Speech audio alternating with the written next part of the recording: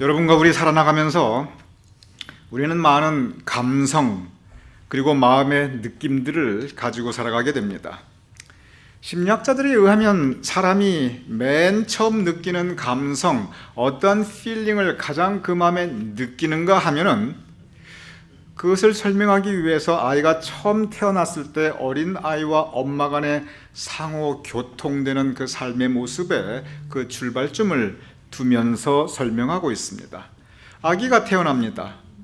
그러면 엄마가 그 아기를 돌보아주고 안아주고 먹여주고 재워주고 보호해주게 됩니다. 그럼 이 아기가 아직 두뇌가 발달되지 않았지만 그렇지만 그 두뇌가 점점 커나가는 과정에서 이 아기가 엄마에게 가지는 분명한 감성, 필링이 있다는 것입니다. 바로 그것이 사람이 태어나서 가지게 되는 최초의 감성, 그 필링이라고 합니다. 그러면서 그것이 뭐냐면 영어로 attachment, 한국말로는 애착이라고 번역이 됩니다. 아기가 어머니에게 느끼는 애착, attachment, 그것이 바로 사람이 느낄 수 있는 최초의 감성이라고 합니다. 이 애착 다음으로 따라오는 게 있습니다. 애착과 함께 가는 게 있습니다. 그것이 뭐냐면 trust, 신뢰입니다. 아기가 배고프고 울면 엄마가 우유를 줍니다.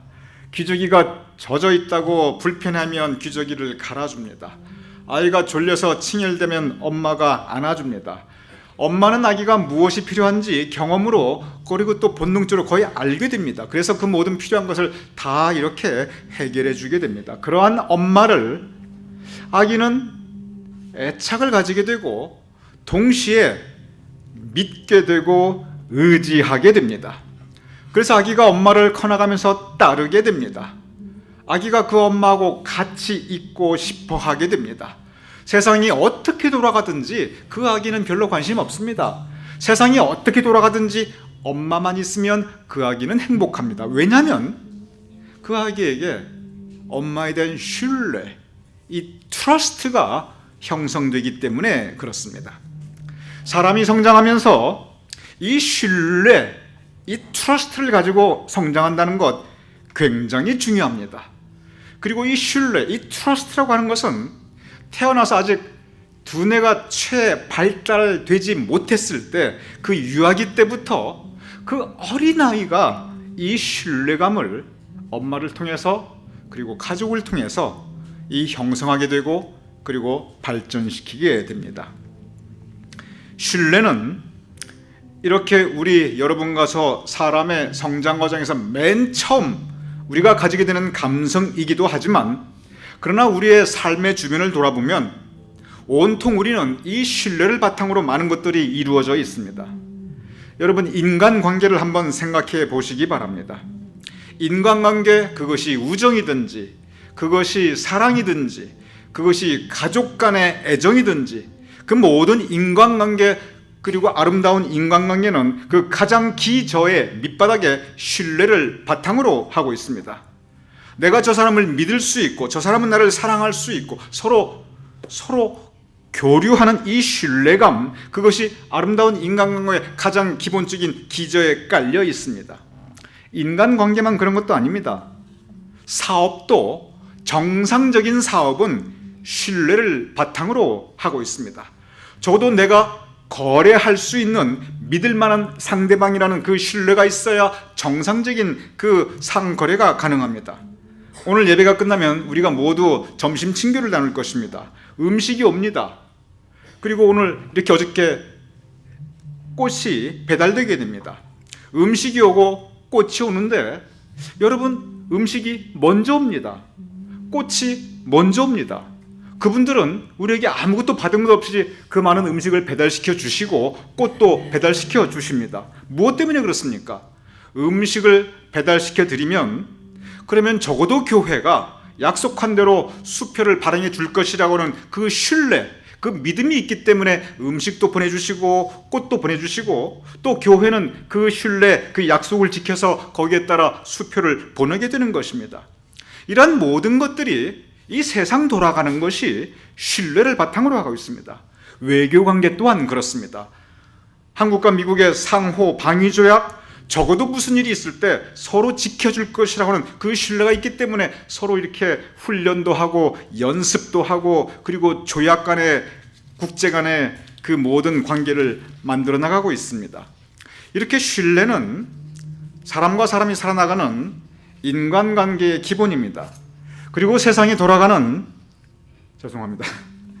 제 페이퍼 안 넘어가서 세상이 돌아가는 가장 기본적인 그리고 적어도 우리가 살아가는 이 삶을 떠받치고 있는 가장 커다란 기둥 중에 하나입니다. 그래서 인간관계와 세상이 돌아가는 것은 사실은 신뢰를 바탕으로 이루어졌다 해도 과언이 아닙니다. 이 신뢰가 지켜지면 모든 것이 정상입니다. 순리라는 말이 있습니다. 순리가 뭐냐면 적어도 지켜져야 할 이 신뢰가 인간관계에서 그리고 세상이 돌아가는 것에서 정상적으로 지켜지고 있고 사람이 그걸 따르고 사는 것, 그것을 다른 말로 순리라고 합니다. 그러면 여러분 한번 우리가 살아가는 인간관계와 그리고 우리가 살아가는 이 세상을 한번 돌아보시기 바랍니다. 이 신뢰가 지켜지는 것이 순리인데 그리고 신뢰가 지켜져야 모든 것들이 정상적으로 움직여지는데 과연 이 신뢰는 항상 지켜지고 있습니까? 인간관계에서 항상 우정과 사랑이 언제나 그렇게 신뢰가 지켜지고 있습니까? 많은 그 우정과 사랑에 대한 이야기들은 이 신뢰가 지켜지다가 깨어지는 그러한 단계를 대부분 포함하고 있습니다. 왜냐하면 모든 것이 다 지켜지지 않는다는 것입니다. 여러분들이 잘 아는 그 유명한 한국의 정말 아주 오래된 멜로드라마 이수일과 심순애에서 한 그 유명한 대사, 누구의 김주일인가요? 누구의 그 다이아몬드가 그렇게 탐이 났더냐, 그런 대목들. 결국은 그 신뢰가 깨진다는 그런 부분입니다. 인간관계에서 우정과 사랑 깨질 수 있습니다. 사업관계에서의 신뢰 깨어질 수 있습니다. 믿고 보증 섰는데 그 보증 때문에 엄청난 피해 당하시는 분들 얼마든지 있습니다. 믿고 어음 받고 외상 주고 물건 보냈는데 그런데 결제 금액이 안 와서 그 사업이 부도가 나고 무너져 내리는 것 얼마든지 있습니다. 바로 여기에 신뢰의 딜레마가 있습니다. 신뢰가 지켜져야 하는데 그런데 그 신뢰는 깨질 수 있다는 것입니다. 우리가 살아가면서 신뢰가 지켜지지 않고 깨졌을 때 그래서 그 신뢰를 무너뜨리는 것을 세상에서는 그리고 우리가 쓰는 단어로는 배신이라고 합니다. 인간관계에서 신뢰를 깨졌을 때 그것은 배신이라고 합니다.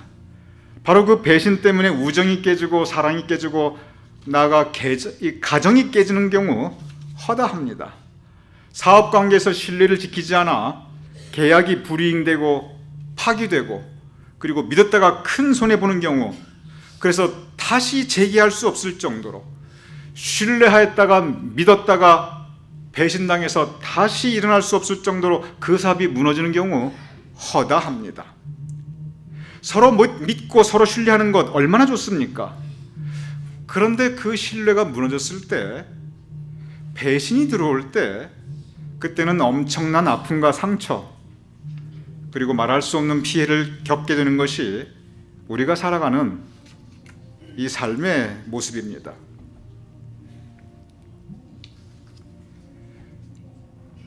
이 신뢰의 힘, 인간관계 그리고 세상을 떠받치는 가장 기본적인 기둥입니다. 그런데 배신은 바로 그 인간관계와 그리고 그 세상을 파괴하게 됩니다. 그래서 배신은 사람이 할 수 있는 가장 추악한 행위 중에 하나로 지금까지 간주되어 왔습니다. 단테가 쓴 신곡이라는 그러한 아주 위대한 문학 작품이 있습니다. 그 책을 보면 단테가 천국도 가보고 그리고 지옥도 가봅니다. 그래서 이 지옥을 둘러보는 그 지옥에 대한 그 지옥편이 있는데 그래서 지옥의 문을 들어가면 지옥이 이렇게 생겼다는 그런 부분이 있어요. 근데 거기 보면 지옥이 그냥 이렇게 한 가지 그냥 커다란 공간으로 나와 있지 않아요. 지옥의 문을 열고 들어가면 이 죄의 경중에 따라 9가지 다른 단계의 지옥이 있습니다. 이게 층층으로 되어 있어요. 이게 9층까지 있어요. 지하 9층입니다. 그런데 이 지하 9층인데 그 중에 가장 밑에 8층과 9층은 모든 죄를 지을 수 있는 중에 가장 큰 죄를 지은 그 2가지 종류의 사람이 들어갑니다. 근데 이 8층과 9층에 어떤 사람들이 들어가냐면 둘 다 배신자들이 들어갑니다.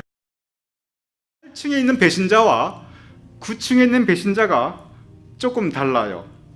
8층은 배신자인데 어떤 배신자가 들어가냐면 사기꾼들이 들어갑니다. 왜 사기꾼들이 들어가냐면 이 사기가 뭐냐면 여러분 우리 중에 사기당하는 사람들 적지 않습니다. 늘 어느 시대나 사기꾼들이 있습니다. 그럼 그런 얘기를 해요. 왜 사기당하느냐? 바보같이 사기당했지. 그래서 사기당한 것도 억울한데 또 바보 취급당하니 더 억울합니다. 그래서 어떤 사람들이 사기를 당하는가 패턴이 있어요. 반드시 패턴이 있습니다. 어떤 사람들이 사기를 당하는가 대개 2가지라고 합니다. 첫째, 욕심이 있는 사람들. 그런데 생각해 보시기 바랍니다. 이 세상에 욕심이 없는 사람이 누가 있겠습니까? 적당한 욕심이 있어야 그게 동기부여가 되고 이 자본주의 사회에서는 그 욕심, 그 디자이어가 없이는 아무것도 돌아가지가 않습니다. 그 욕심이 있다는 그 자체가 죄인가? 과도한 욕심이 죄이지 욕심 그 자체는 절대 죄가 아닙니다. 2번째가 있습니다. 순진한 사람이 당한다. 여러분 순진하다는 게 무슨 뜻이냐면 순수하고 진실하다는 뜻이에요. 그러면 순수하고 진실한 것이 과연 잘못인가? 여러분 순수함과 진실함은 우리가 추구해야 될 가장 아름다운 성품 중에 하나입니다. 그게 순진이에요.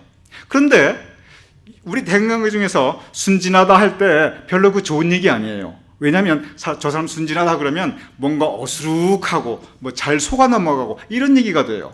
이 순진하다, 순수하고 진실하다 정말 좋은 단어이고 정말 아름다운 성품인데 그런데 이것이 오히려 바보 같은 사람, 어수룩한 사람 그렇게 표현됩니다. 왜 그렇습니까? 이 순수하고 진실한 사람을 잘 믿고 신뢰하는데 그런데 이 세상은 이렇게 사람을 잘 믿고 신뢰하다가는 배신당하기 딱 좋기 때문에 그렇다는 것입니다. 그러니 욕심 있는 사람, 순진한 사람 이런 사람들이 사기를 당한다? 그렇지 않습니다. 진정으로 사기를 당하는 사람들 어떤 사람이면 누구나 다 욕심이 있고 누구나 다 이 순진은 좋은 건데 어떤 사람들이 사기를 당하냐면 믿었던 사람들이 사기당하는 겁니다. 바로 이 신뢰, 믿지 말아야 하고 신뢰하지 말아야 되는데 그런데 믿었고 그것도 전적으로 믿었고 신뢰했고 전폭적으로 신뢰할 때 그러한 분들이 되게 사기를 당할 수가 있습니다. 그래서 단테는 지하 8층 이 배신자인데 그걸 구별해가지고 왜 배신자냐, 왜 사기꾼이냐? 남의 신뢰를 악용하였기 때문에 남의 신뢰를 이용해서 자기의 이득을 취했기 때문에 죄의 질이 너무 나쁘다. 그게 지하 8층이에요. 지하 9층이 있습니다. 가장 낮은 자, 즉 지옥에서 사람이 지을 수 있는 죄 중에서 가장 큰 죄예요. 그게 뭐냐면 배신은 배신인데 어떤 배신이냐면 은혜를 입었는데 그 은혜를 배신한 사람들, 이런 사람들이 가는 가장 밑바닥 지옥이 바로 배은망덕한 사람들이라고 표현하고 있습니다. 그러면서 거기 보면 갖가지 은혜를 배신한 사람들에 대해서 구체적으로 설명을 해요. 그러면서 그 구층도 몇 가지 층이 있는데 그 구층 지하 맨 아래쪽입니다. 그 중에 맨 밑바닥 그건 누구냐면 세 사람을 딱 얘기하고 있어요. 가룟 유다 누구신지 아시죠? 예수님을 배신한 사람. 그 다음에 브루투스 누구신지 아시죠? 시저를 죽인 사람. 그리고 브루투스의 친구 같이 시저를 죽인 카시우스. 왜 이 세 사람이냐? 가장 은혜를 입었는데 은혜를 원수로 갚았다는 것입니다. 그러면서 한 가지 우리가 참 재밌게 보는 것이 뭐냐면 이 은혜를 원수로 갚는 사람들의 특징이 있다는 거예요. 무슨 특징이 있냐면은 자기 정당화. 내가 이런 이유 때문에 이 사람을 배신하지 않을 수 없었다. 이런 이유 때문에 이 사람을 죽일 수밖에 없었다. 이렇게 자기 정당화하는 것이 공통된 특징이라고 합니다.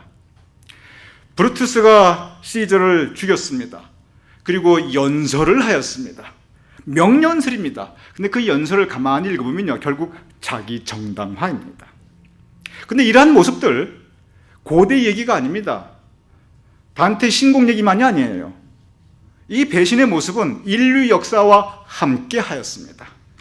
지금도 우리 주변을 돌아보시기 바랍니다. 한국 사회 돌아가는 걸 보시기 바랍니다. 바로 이러한 모습들 우리가 쉽게 볼 수 있습니다.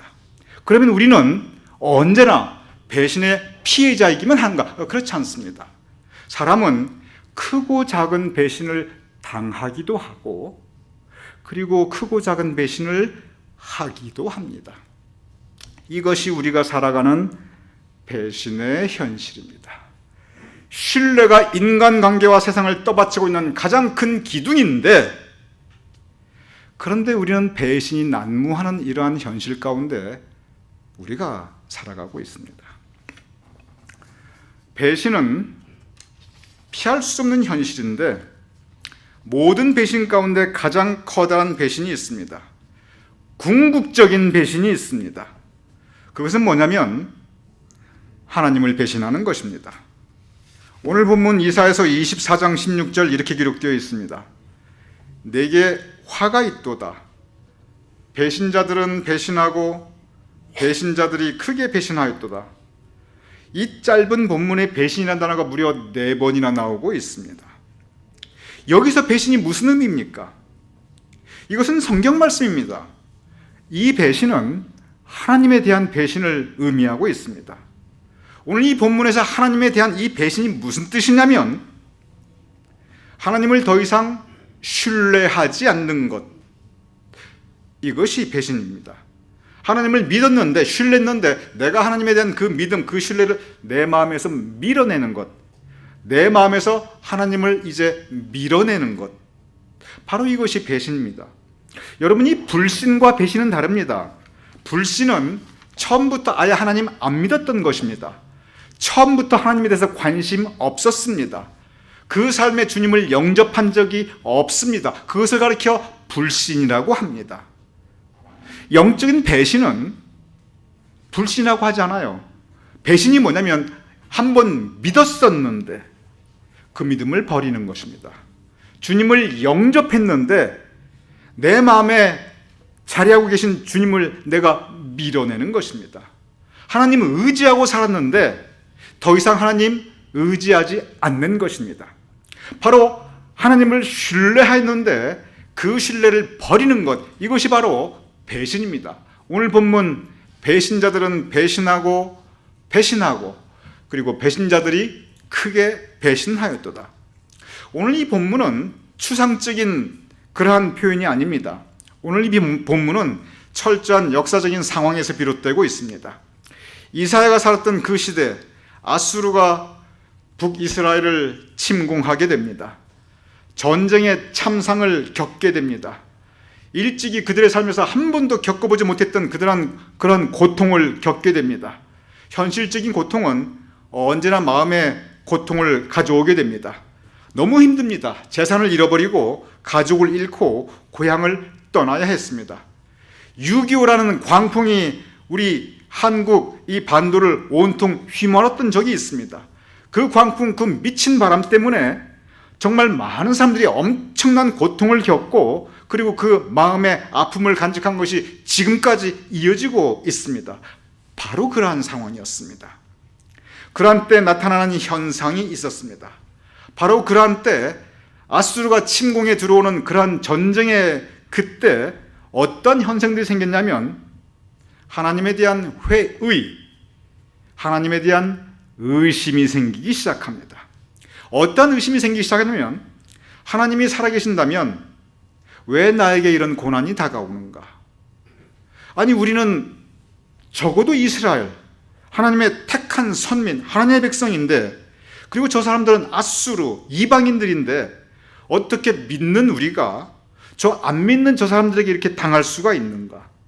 어떻게 내가 신앙생활하고 하나님 영접하고 예배드리고 평생 이렇게 살았는데 어떻게 내가 이런 일을 겪을 수가 있는가?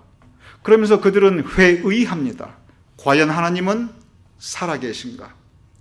만약에 하나님이 살아계시다면 도대체 이럴 때, 이렇게 전쟁의 참화로 이렇게 고통받을 때 바로 이때 하나님께서 안 도와주시고 뭐 하시는 것인가? 내 평생 지금 하나님의 도움이 가장 필요한데 이렇게 기도해도 가만히 계시는 그 하나님은 도대체 어떤 하나님이신가? 내가 이럴 바에야 믿어서 뭐 하는가? 차라리 내가 안 믿었다면 섭섭하지 않을 텐데 내가 지금까지 믿는다고 괜히 헛고생하였구나. 이렇게 소용도 없는 믿음 붙잡고 내가 지금까지 이 고생하며 지금까지 살았구나. 그들은 현실적인 그 고난 앞에 영적인 회의를 하기 시작합니다. 그들은 하나님을 섭섭하게 생각하였습니다. 그리고 하나님을 원망하였습니다. 그러면서 그들은 하나님을 떠나기 시작하였습니다. 그들의 마음이 하나님으로부터 떠나기 시작하였습니다. 바로 이러한 상황 가운데 이사야가 선포했던 말씀이 바로 이 말씀입니다. 배신자들은 배신하고 배신자들이 크게 배신하였도다. 누구를 말하냐면 이스라엘 백성들을 말하고 있습니다. 현실적인 고통 가운데 믿음의 회의를 하고 그리고 하나님의 마음에서 밀어내고 그리고 하나님부터 떠나는 이스라엘 백성들을 향하여 이사야는 바로 배신자들이라고 지칭하였던 것입니다. 고린도전서 11장 23절에 보면은 이렇게 기록되어 있습니다. 내가 너희에게 전한 것은 주께 받은 것이니 곧 예수께서 잡히시던 밤에 떡을 가지사, 이렇게 기록되어 있습니다. 이 본문이 어떤 배경이냐면 오늘이 사순절 첫째 주일입니다. 사도 바울은 그의 모든 가르침 중에서 어떤 가르침을 가장 크게 강조했냐면 바로 예수 그리스도의 대속의 은혜입니다. 예수님의 대속의 은혜가 무엇을 통해서 이루어진다면 바로 예수님의 고난이었어요. 오늘 이 본문 말씀은 바로 예수님의 고난이 시작되는 그 밤을 의미하고 있습니다. 즉 우리를 향한 예수님의 고난, 우리를 위한 대속의 은혜는 바로 예수님께서 잡히시던 그날 밤 이 최후의 만찬으로부터 시작됐는데, 그래서 내가 너에게 전한 것은 주께 받은 것이니, 내가 너에게 전하는 것, 그 대속의 은혜, 구원의 역사, 바로 고난으로부터 시작되는데 그 첫 시점을 뭐라고 읽히냐면 주 예수께서 잡히시던 밤에, 이렇게 기록하였습니다. 그런데 여기 보면 예수님께서 잡히시던 밤이라고 했는데 저거 엄격히 말하면 좀 잘못된 번역입니다. 여러분께서 영문 성경을 보시면 On the night he was betrayed. 여러분, betrayed란 말은 잡히셨다. 만약에 잡히셨단 말이 제대로 된 번역이면 On the night he was arrested, 이렇게 써야 돼요. 그런데 On the night he was betrayed, 이게 원문이거든요. 원문에 가장 가까운 영어 번역이거든요. 무슨 뜻입니까? 예수께서 배신당하던 밤에, 바로 그 뜻입니다. 예수님께서는 누구에게 배신당하셨습니까? 예루살렘 백성에게 배신당했습니다. 제자들에게 배신당했습니다. 가룟 유다, 베드로 다 예수님 배신하였습니다. 그러면 한번 생각해 볼 필요가 있습니다. 왜 그들은 예수님을 배신하였는가? 그들이, 많은 사람들이 있는데 예루살렘 백성들도 있고 제자들도 있고 가룟 유다도 있고 그리고 그 옆에 많은 사람들이 있었는데 그들이 예수님을 배신하였던 이유는 거기에 공통점이 있었습니다. 그것은 뭐냐면 예수님에게 바라고 기대했던 그리고 소망하였던 것들이 이루어지지 않았습니다. 무엇을 바랬습니까? 한마디로 말하면 그들이 바랬던 것은 이 땅의 부귀영화였습니다. 예루살렘 백성들이 받았던 것은 로마로부터 벗어나가지고 부귀영화를 누리며 자유민으로 살아가는 것, 그것을 바랬습니다. 가룟 유다가 바랬던 것 똑같았습니다. 예수님의 제자들, 예수님께서 임금이 되었을 때 우리도 한자리 하겠지. 적어도 그들이 원했던 것은 이 땅의 부귀영화였습니다. 편안하고 안정된 삶이었습니다. 그런데 예수님께서는 좁은 길을 가르쳐 주셨습니다. 십자가의 길을 설교하셨습니다. 그리고 고난을 말씀하셨고 천국 소망에 대해서 가르쳤습니다. 그들은 실망하였습니다. 왜 실망하였습니까? 그들이 원했던 것을 그들이 바랬던 것을, 그들이 소망하였던 것을 얻을 수 없었기 때문이었습니다. 그들이 원했던 것을, 그들이 소망하였던 것을 예수님으로부터 얻을 수 없을 때 그들은 배신하였습니다. 미련 없이 배신하였습니다. 주저하지 않고 배신하였습니다. 여기서 우리는 한 가지 교훈을 발견할 수 있습니다. 왜 이스라엘 백성들은 하나님을 배신하였는가? 왜 예루살렘 백성들과 예수님의 제자들은 한결같이 예수님을 배신하였는가? 분명한 한 가지 공통점이 있습니다.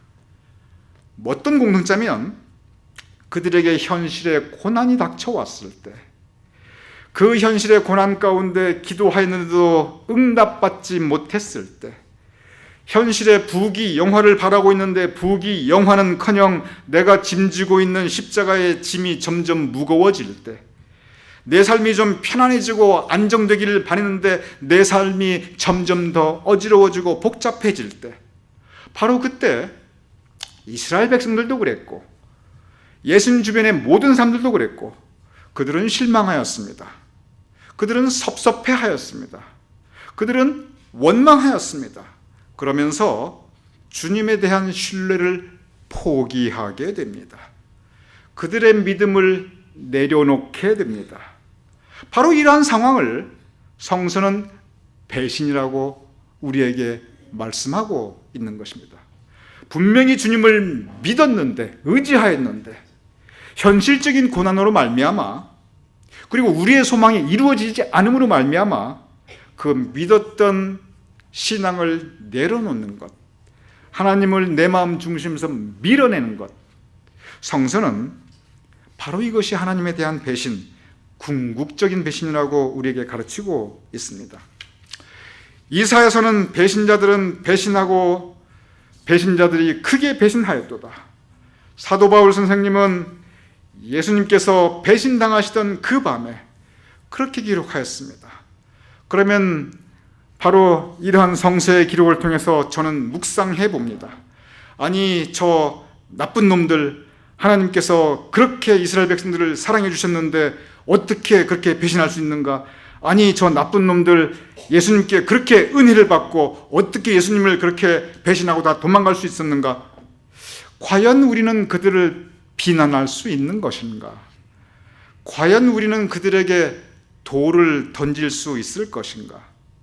저의 목회 중에 가장 큰 아픔 중에 하나는 무엇이냐면, 이런저런 일로 하나님에 대한 배신을 제가 볼 때가 있다는 것입니다. 하나님을 배신한 사람들의 모습, 그것은 어쩌면 저의 모습입니다. 저도 하나님에 대해서, 저도 주님에 대해서 섭섭하고 실망감을 가지고 제 마음에 원망감이 들 때 분명히 있습니다. 하나님을 배신한 사람들의 모습, 그것은 어쩌면 여러분들의 모습입니다.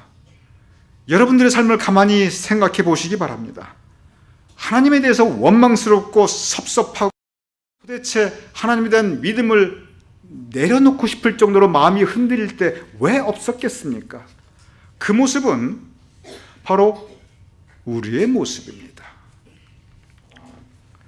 이러한 우리에게 이사야서 26장 3절은 이렇게 말씀하고 있습니다. 주께서 심지가 견고한 자를 평강하고 평강하도록 지키시리니 이는 그가 주를 신뢰함이니이다.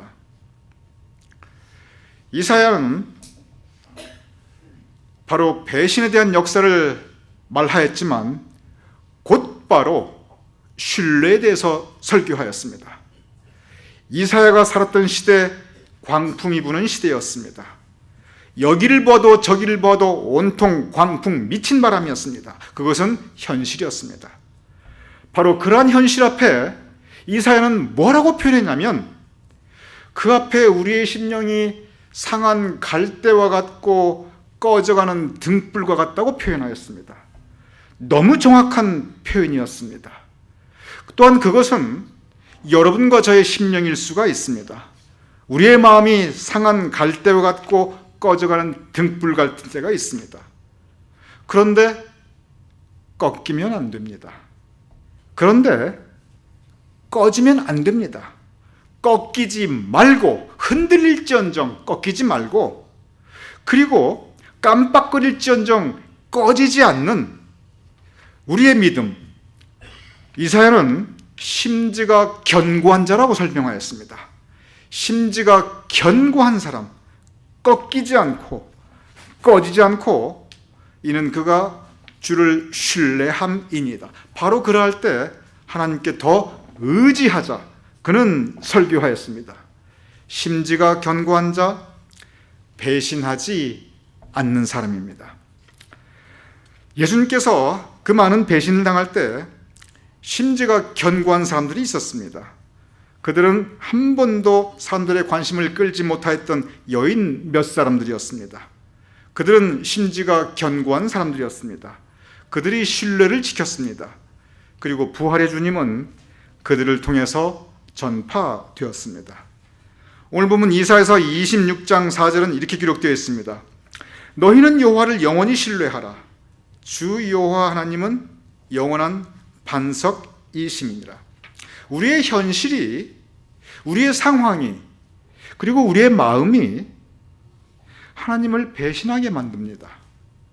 우리의 심령이 꺼져가는 등불 같고 상한 갈대와 같을 때 우리의 마음 흔들리게 되어 있습니다. 그런 때 이사야 26절 4절 너희는 여호와를 영원히 신뢰하라. 주 여호와는 영원한 반석이심이다. 우리에게 소망이 있습니다. 그것은 뭐냐면 하나님께서는 우리를 배신하지 않으신다는 것입니다. 여기에 우리의 소망이 있습니다. 우리가 하나님을 배신할지라 할지라도 하나님께서는 우리를 배신하지 않으십니다. 하나님께서는 신실하신 하나님이십니다. 이사야가 가르쳤던 것은 바로 그러한 때 광풍 부는 이스라엘 백성들을 바라보면서 너희는 여호와를 영원히 신뢰하라. 주 여호와는 영원한 반석이심이니라. 다른 것들이 무너져 내려갈 때 우리의 마음 주님께 두지 않으면 우리의 삶 그 자체가 무너져 내릴 수가 있습니다. 오히려 그때, 바로 그때 주님께 더 의지할 때입니다. 이사야는 배신을 이야기하였지만 그러나 곧바로 그의 말씀 신뢰를 설교하였습니다. 배신이 난무하는 그 시대를 살아갔지만 그러나 우리 신뢰하자. 하나님을 신뢰하자. 심지가 견고한 자를 하나님께서 지켜주시니 우리 여호와를 영원히 신뢰하자. 주 여호와는 영원한 반석이심이니라. 우리 이 시대를 살아가는 우리 가나안교회 성도, 우리 사랑하는 우리 형제자매님들, 우리 신뢰해야 됩니다. 서로 신뢰하고 서로 신뢰를 지켜주고 또한 우리 하나님을 신뢰해야 됩니다. 그래야 우리가 살아갑니다. 신뢰하는 그런 믿음 가지고, 그리고 우리가 이 세상을 이겨나갈 수 있는 저와 여러분이 될 수 있기를 주님의 이름으로 축원합니다.